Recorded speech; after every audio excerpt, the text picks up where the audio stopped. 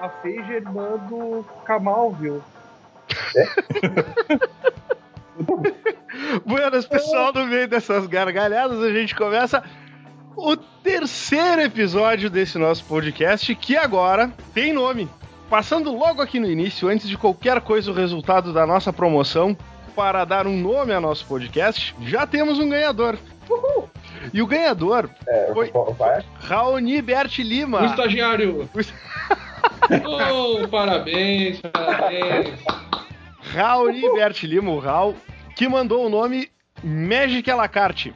E esse, doravante, será o nome do nosso famigerado podcast. Magic à la carte. Sirva-se à vontade. Falando da promoção, eu quero deixar um abraço pro Guilherme Menezes, pro Guilherme Cunha, pro Kelvin Felipe do Mundo RPG, pro Brian Garber, pro Lucas Marcondes, pro Ricardo Peraça, pro João Guilherme, pro Ismael Freitas, pro Bruno Veiga, Torcamesh, Raoni Berti, pro André Bach, pro Pedro Manfio, pro Gustavo Manfio, pro Gnome Leonel, pro Johnny, pro Leonardo Beliski, pro Moacir, pro João Cláudio Ladino, pro Augusto Sala, pro Adonis, pro Luiz Paulo, pro Diogo Linassi, pro Juliano Strider, pro Thiago Boito de Lagoa Vermelha, pro Daniel Fagundes, pro Felipe Rive, lá de Porto Alegre, pro Lurian Agustin e pra todo mundo que retweetou e linkou nos seus blogs a promoção da Arcana. Muito obrigado a todos. E pra mim, um abraço pro staff que ajudou na escolha do nome. É verdade, muito obrigado pelos votos Giba, Lucas e Tobias, além dos meus votos, é óbvio. A Feija é irmã do Kamal, viu? Bom, e o nosso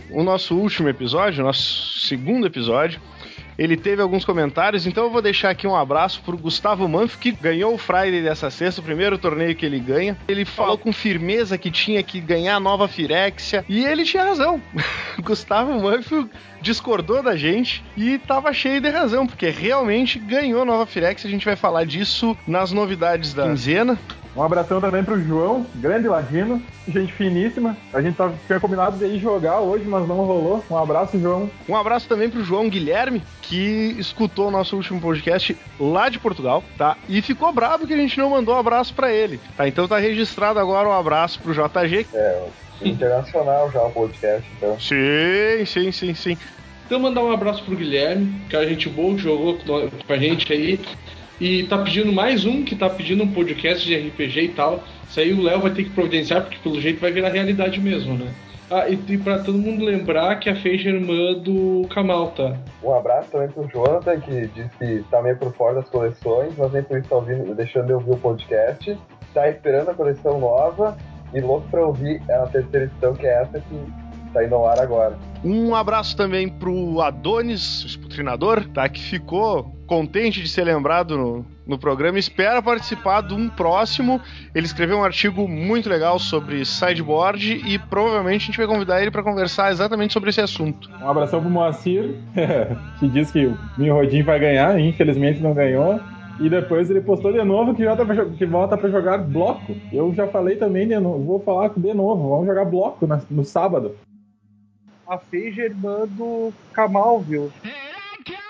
E agora temos as novidades da última quinzena. Dessa vez eu deixei anotado só uma, porque essa veio pra estrondar o ambiente. Action é nova Firexia. Como eu tinha falado nos comentários lá do post do podcast, que pensando em design de bloco, realmente a nova Firexia se encaixa muito bem mantendo o equilíbrio das duas facções em quantidades de cartas. Dentro da história, ficou bem colocado isso, apesar de eu achar estranho que não foram os bonzinhos que ganharam, mas dentro até do D&D, a Wizards, ela tá tomando assim uma direção mais sombria. Bem, não, mas aí eu tava pensando isso quando tava falando e já tinha analisado isso. Ao momento que eles falaram que o próximo ciclo vai ser um ciclo de terror, ficou meio subentendido que o mal ia prevalecer por um bom tempo na história do jogo. É bem provável que sim. É bem provável que sim. Espero que o novo ciclo até tenha relação em história com esse. Eles já falaram que tem mesmo. Eles já falaram que não vai ter nada a ver, cara. Um bloco com outro? É. Não, mas na mecânica, mas na verdade é na desenvoltura da história, né? Não, na história, não vai ter nada a ver. Não, na história não vai ter nada a ver? Tá, mas vou linkar o quê? Vai ser tipo Ravnik e Kamigawa, assim? Armaridade. É isso aí. De repente eles vão linkar com outra parte da história e juntam tudo no final, né? Pois é que assim, cara, é que... Eles conseguiram ligar os eventos de espiral temporal a Kamigawa, cara. Nossa! Uai! Então, o anúncio principal dessa quinzena foi da parte 3 do bloco Cicatriz de Mirrodin, bloco esse que vai se chamar Nova Phyrexia. Vai ser um bloco com 175 cards. A data oficial do lançamento vai ser 13 de maio. O evento aqui na Arcana vai ser dia 8 de maio. No resto do mundo todo, dia 7 e 8. As launch parties vão ser do dia 13 ao dia 16 de maio.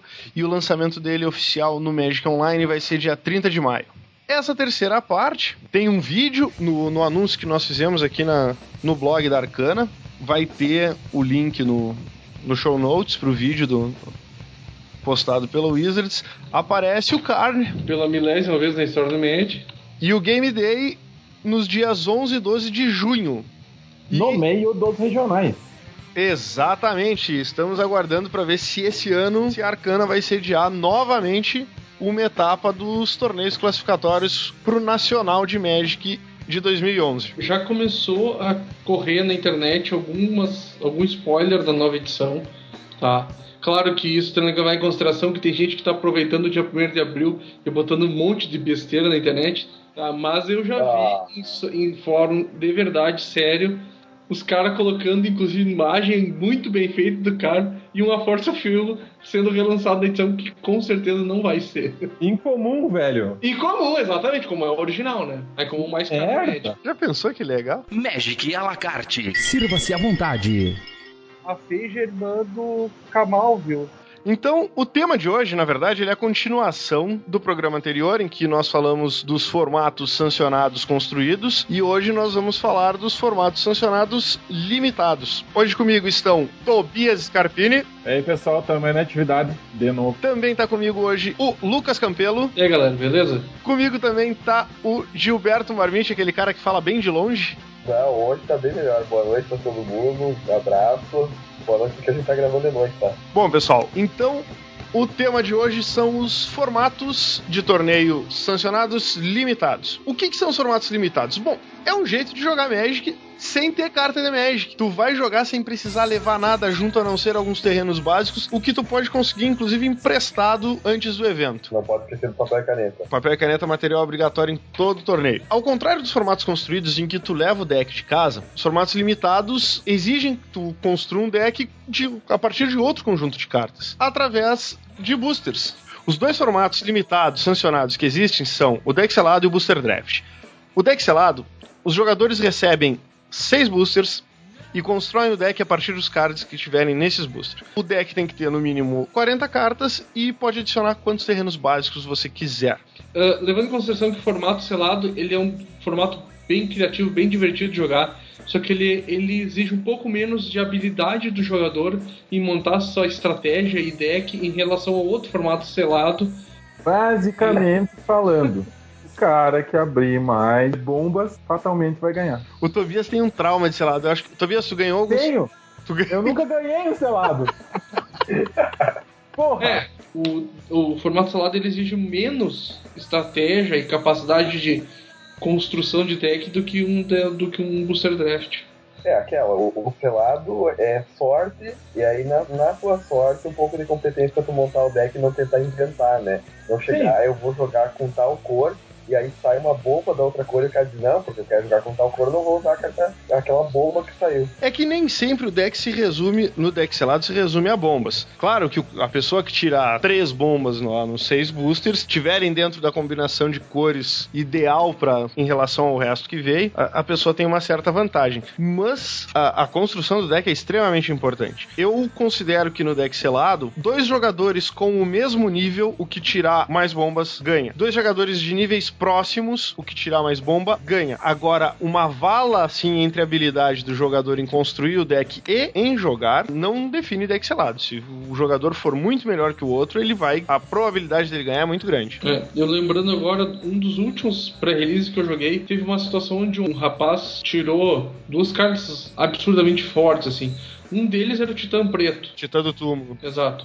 E ele inventou de fazer um deck de 60 cartas, porque ele queria usar 3 cores. E, consequentemente, ele ficou entre os últimos. Exatamente. Fauna Xamã é Cave Titan, que é um que tava com o combo na frente dele, né? Exatamente, tipo, não Fauna tinha. Xamã. Era imparável. Não foi Fauna Xamã. Não? Não. Foi um Planeswalker. Não. Foi Bunny Slayer, Anjo Exterminador do Mal. Exatamente, Pentas Angel. Exatamente.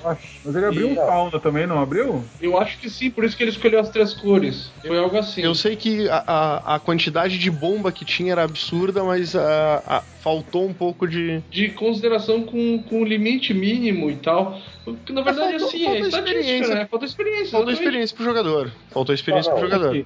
Vale ressaltar também, muito importante, que o mínimo é 40, mas todo mundo usa só 40.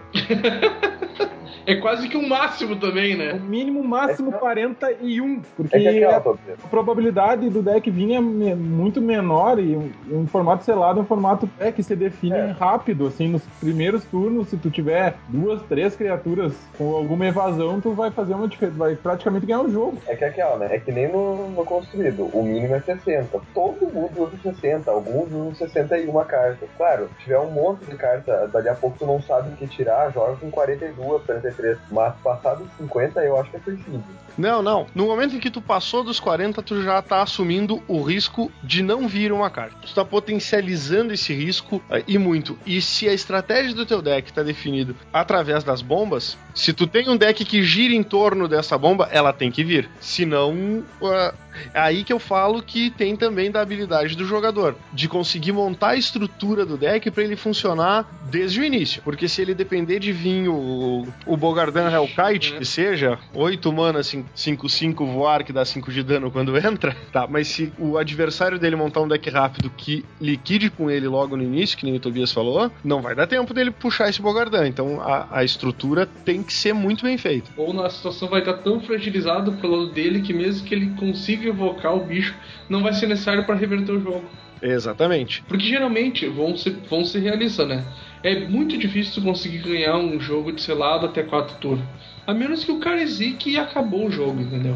Porque a tendência é o jogo se estender lá até seu 10º turno para cada jogador, mas a tendência é que quem teve a maior oportunidade de customizar seus recursos e ganhar trick de combate, realmente leva com o jogo, né? Foi isso que eu falei, tu. Exatamente. Começa com um bicho, mana, um bicho.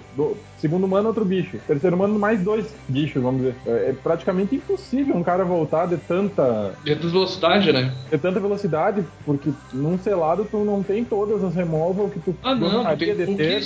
Tem uma que tu sabe que tu tem que guardar se o cara tiver alguma coisa muito absurda. Então não vai ficar gastando, vamos supor, um raio num bicho 1/1. Mas aí é que entra a união da sorte com a habilidade de montar deck. Se o jogador teve sorte de abrir uma pool boa, com uma curvatura boa, que ele tenha criaturas desde o início do jogo até chegar à bomba, tipo, se o jogo chegar até tal ponto, eu largo a minha bomba, senão eu defino antes. Aí junta a sorte com a habilidade. O cara teve sorte de abrir uma pool boa e teve a habilidade de montar bem a estrutura do seu deck. E aí provavelmente ele vai ganhar um torneio. Bom, Lucas, tu tem boas experiências com selado, né? Tenho bastante experiência. Não tanta experiência em quantidade de vezes que joguei, mas os resultados vieram, sabe? Normalmente, é 2 combinações. Uma que o Tobias comentou, que geralmente tu parte para agressividade inicial, onde tu larga lá 2, 3 bichos, de preferência com alguma evasão, enfia a mão na cara e usa algum trick de combate para ter vantagem de bicho menor com bicho maior. Outra alternativa que eu acabei trabalhando e desenvolvendo e valeu a pena, que é a que eu hoje em dia uso mais, se possível, depende da pool, é óbvio, é fazer um ramp da vida. Encher de land, encher de busca land e largar os bichos do demo, sabe? Tipo, se possível, né? Tive essa oportunidade dos últimos e tive um bom retorno. Mas nem sempre é possível, isso depende principalmente da tua pool verde, que é a maior fonte de arrecadação de mana que tu tem. Mas, e geralmente são os bichos mais gordos e grandões e bonitos de largar no 4º turno, sabe? Mas como aquele negócio, depende da tua pool, exatamente, né? Porque geralmente exige um pouco do fator sorte. Tu tem que ter habilidade pra montar o deck, claro. Mas exige do fator sorte de abrir uma pool boa. Porque mesmo que tu flood, chega um ponto que tu larga um bichão que o cara freia. Somente tu consegue largar um bem rápido. Porque como tu mesmo falando, os teus recursos para eliminação de bicho é bem escasso. Tu vai ter 1, 2, no máximo 4 cartas numa pool de 40 cartas para tirar um bicho da mesa. Isso vai lá, larga um 6-6 da vida na mesa e o cara tá com um monte de bichinho 2-2. É duas situações. Ele vai atacar, vai perder um bicho, tu bate 6 o cara. Daqui a pouco a desvantagem do cara de atacar é grande, não tem mais condições. Mas só vai ter essa vantagem se tu realmente acelerar bastante. Porque se for esperar pro 6º, 7º tu largar, já foi, né? E depende da sorte de abrir uma quantidade de cartas que te propicie isso, acelerar. Sim, com certeza. Giba, como é que é a tua experiência com deck selado? A minha experiência, acho que é um pouco parecida com a do Tobias. Eu não tenho muita sorte. Geralmente só sai M nos meus boosters. Fora que eu ainda tenho a outra parte. Geralmente de manhã eu tô com sono. Então na hora de montar o deck eu tô com sono e completo, né? Eu já não sou um bom jogador. Geralmente no pré-release o cara, como é um torneio com baixo grau de competitividade, é um torneio festivo, então a gente pode ir mudando o deck conforme o torneio vai se desenvolvendo. Então ainda tu pode fazer uma de manhã, quando tem a primeira rodada lá, nos nossos eventos geralmente são de manhã. Ah, e pra ninguém esquecer, tá? O Kamal é irmão da Feixe, tá? Prova, tá? Que geralmente eu faço lambança na parte da manhã do torneio, que eu não lembro de nenhum selado que eu terminei com o deck que eu comecei. E eu sempre perco a primeira partida. Uma coisa que, na verdade, agora lembrando, Giba, desculpa te interromper e tal, mas uma coisa que o Augusto me lembrou em uma determinada situação de torneio é que quando eu comecei a fazer deck selado, eu tive os péssimos costumes de usar pouca criatura. E em 99% das situações de jogo, tu ganha batendo. Tu ganha em vantagem numérica ou em qualidade dos teus bichos ou evasões e assim por diante. Então, tu tem que priorizar tuas criaturas. Como diz um amigo meu, tem que ter chefe o baralho, tem que ter um bichão... assim, absurdamente grande, e vários outros bichos que sejam para combate mesmo, né? Então, como eu falo, às vezes tu pensa em fazer um deck legal, mas na verdade tem 4 bichos do deck inteiro, dificilmente vai ganhar. Vai demorar muito pra te ganhar. Eu acho que o selado, assim, não adianta tentar inventar alguma coisa. É agro. O negócio é bater, que eu tava falando, bichão, ganha o jogo, sabe? Bicho todo turno, alguma coisa assim, não adianta eu tentar fazer um contra ou inventar alguma coisa. O selado é agro, isso pra mim pelo menos tá bem claro. Sempre lembrando que no selado também as mecânicas influenciam, né? Sei lá, 50% do teu deck vai ter que ter uma mecânica, pelo menos, da coleção. Da coleção, exatamente. O selado geralmente é um torneio de bloco. No nosso caso, sempre pré-release, alguma coisa no torneio de final de ano agora. O selado agora de Nova Firexia, ele vai ser com boosters de Cicatriz de Mirrodin e de Nova Firexia. Num torneio selado de um nível maior de competitividade, seriam as 3 partes do bloco, os boosters, das 3 partes do bloco. 2-2-2? Exatamente isso. Então, bom, acho que de formato selado é isso. O segundo tipo de formato limitado é o Booster Draft. O Booster Draft é um formato extremamente simples de se jogar e extremamente complexo de se dar bem. No Booster Draft, cada jogador recebe 3 boosters. Abre um booster, vê todas as cartas, escolhe um card. Tu não vê o card que os outros jogadores escolheram, porque cada jogador vai estar fazendo a mesma coisa. E em seguida, cada jogador vai passar o resto do pacote pro jogador à sua esquerda. Cada um pega esse novo pacote, que tá com um card a menos, escolhe uma carta desse pacote e passa o restante para a esquerda. E assim segue até que todos os cards tenham sido escolhidos. No segundo booster, repete-se o processo, só que dessa vez girando para a direita. E no terceiro booster, gira à esquerda de novo. Até todos os 45 cartas terem sido distribuídos. As mesas têm que ser organizadas com um mínimo de 4 pessoas para poder funcionar o draft e no máximo 8 pessoas. Não, na verdade o draft é um modelo bem cooperativo, na verdade, né? Tu começa, quanto mais gente tem, tu tem mais opções de cartas para pegar. A pool é maior, ela é mais diversificada, os decks vão ficar mais diversificados. Sim, com certeza. Diversidade, sim. Isso é inquestionável. Porque mais pessoas vão fazer mesmas combinações, né?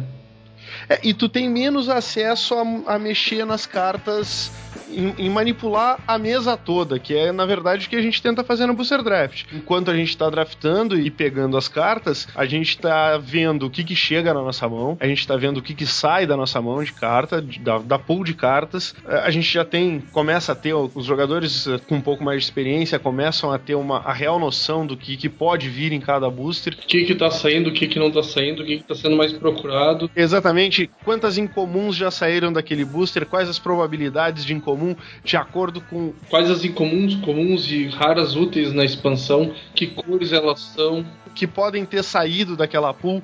Tu já tem ideia que não tá chegando azul, então alguém tá pegando azul, não tá chegando verde, então tem mais gente pegando verde. Ele é um formato em que tu consegue ter uma clara ideia, por exemplo, numa mesa com 8 pessoas, do que as 2 pessoas que estão imediatamente em cada lado teu estão pegando. Tu consegue ter uma boa ideia, assim, de acordo com o que vem parar na tua mão. Inclusive, isso é uma coisa ruim quando essas 2 pessoas escolhem a mesma cor que você.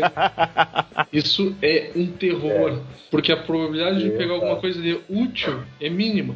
A menos o booster que tu abriu, todos os boosters subsequentes ao primeiro que tu abriu vão vir com cartas da cor que tu quer pior que aquele que já foi passado pra ti. Por isso que rotaciona primeiro pra um lado. Primeiro pra um lado. E se tu der o azar de pegar o cara que tá te passando carta na primeira mesa, tu vai ter 2 vezes desvantagem em relação a ele no pique. E 1 vez vantagem. Mas de qualquer forma, tu tá tendo 2 vezes vantagem em relação ao outro, ao que tu tá passando. Como toda a volta, exatamente. Mas pode acontecer, é bem mais raro, mas aconteceu no último, se eu não me engano, de 3 pessoas escolherem a mesma cor por causa da bomba que abriu no primeiro booster. Aí o cara que fica no meio simplesmente se lascou, né? Porque com certeza. Vai vir dos 2 lados, já vai vir ruim. E aconteceu agora, branco não chegava, cara. Todo mundo tava pegando branco. E a tendência de várias pessoas terem decks ruins com branco. Isso que eu ia falar. Sabe qual o problema é que às vezes as pessoas dizem, eu vou pegar branco porque tem 3, 4, 10 cartas úteis na pool daquela edição. A questão é que se várias pessoas pensarem igual a você, a tendência de você pegar uma delas é mínima. E o mais legal, essas cartas vão se diluir na mão de meia dúzia, cada um vai ter no máximo uma daquelas 10 que queria pegar e todos vão ter um deck que bosta. Exatamente, as bombas nem sempre fazem diferença no Booster Draft. Assim, não... É que Vengevine fez diferença no teu bolso. Sim! Naquela época fez diferença. Por quê? Mas eu acho que eu joguei ela uma vez só e quando eu joguei morreu miseravelmente, assim. Então ela entra com um alvo na testa, né? Não, mas no selado não tanto. No selado ela... Oi? É que na verdade a vantagem do Vengevine é que mesmo ele estando no cemitério ele é útil. Sim, mas ela levou tipo um removal lá que assim. Não, que vira bloqueador. Putz, grilo. Eu não lembro o nome. Tipo, não vale mais nada. Vira defensor. É fazer guarda lá na carta. É isso que eu adoro, sei lá, sabe? Tipo, pacifismo anula qualquer coisa legal que possa acontecer na mesa do adversário, não importa quanto ela custe. Sim, é impressionante. Giba, tu que é o jogador mais novo aqui do pessoal, tanto em idade quanto em tempo de Magic, como é que é a tua experiência em Booster Draft? É parecida com cancelado, né, cara? Como campeã do manhã. Não, é que assim, ó. Como também, geralmente, os piques são a parte da manhã, eu faço a lambança de fazer as coisas dormindo, né? Aí já viu no que dá. Ainda mais nesse não tem como corrigir depois mudando o deck, né? Por aí os caras tá mal, se lascou. No selado tu pode, dispensei minha pool preta, mas ela era muito boa e tu tem como voltar atrás, pelo menos no pré-release, né? Que é um torneio que tu tem como desfazer. Ou então tu vai fazer isso no Game 2 toda vez, se tu tiver que voltar pro deck original, aí tu vai reverter ele pra outra cor. Porque todas as cartas que tu pega no formato selado, e a gente esqueceu de falar isso antes, tudo que sobra da tua pool de cartas são teu sideboard. E a proporção que tu tem que fazer de troca, ao contrário dos formatos construídos, que é de 1 para 1, nos formatos selados, tu consegue fazer em qualquer proporção, contando que tu mantenha o mínimo de 40 cartas no teu deck, tá? Isso vale tanto pro deck selado quanto pro draft. Magic à la carte. Sirva-se à vontade. A Feija, irmã do Camalvio. Bom, pessoal, então acho que a gente conseguiu dar uma ideia do que são os formatos. A gente vai falar, tem um especial só sobre draft, um especial só sobre deck selado. Um abraço, pessoal. Prometo que sexta-feira que vem eu vou aí jogar. Tá registrado aqui, 8 de abril de 2011. Então tá, gurizada. Espero que todos se sintam felizes com o resultado da promoção e até a próxima. Tchau, abraço a todo mundo. Até o próximo episódio. Que suas mãos sejam perfeitas, que nunca zique e que nunca flude o seu deck, tá? Nos vemos no próximo episódio do Magic à la carte. Até mais, pessoal!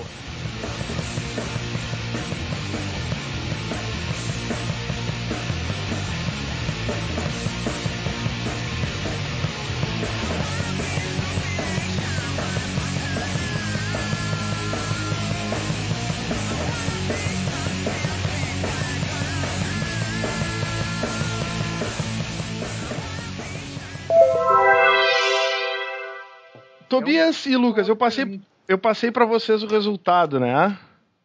Sim. Tá, então em primeiro lugar ficou o...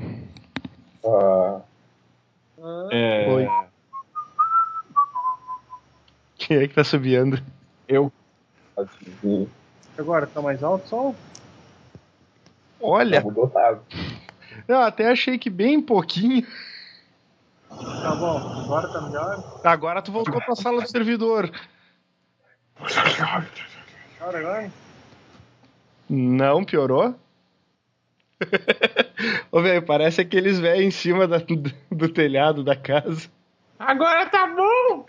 Torce pra direita! Cara, eu vou ter que abrir meu e-mail pra pegar a pauta. Já manda o e-mail de novo pra mim, porque eu deletei aquele e-mail. Seu animal. Eu tava de férias, né, cara? Daí eu peguei e deletei tudo. Pra que pauta, cara? Pra gente se coordenar. Da última vez nós avacalhamos que a pauta não é o mesmo. Gente, muito obrigado pela participação de vocês. Foi um prazer gravar com vocês. Foi divertidíssimo de novo. A gente tá com 1h40 de gravação. Vou parar essa Fala merda, cara. Magic à la carte. Sirva-se à vontade.